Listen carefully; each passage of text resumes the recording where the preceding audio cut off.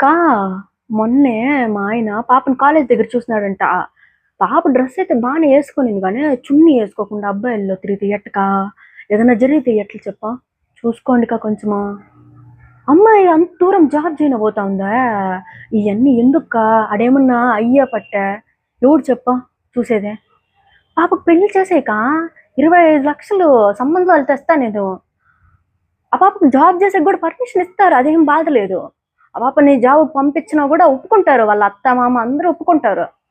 ఆ! పెళ్లి చేసేయండి. అయ్యో! పాప మొన్న మిద్ది మీద నిలబడుకొని గట్టి గట్టిగా మాట్లాడుతా ఉంది.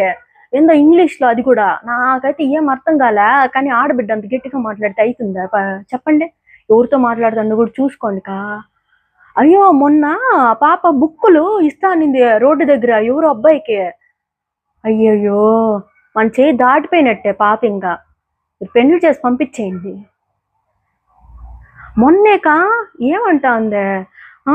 ఏమంటీ మీ పాప ఏం చేస్తది అంటాంది. మా పాప పెళ్లి చేసుకొని ఇద్దరు బిడ్డలకా మా పాపకి. సెటిల్ అయిపోయింది బాగా. ఇద్దరు బిడ్డలతో.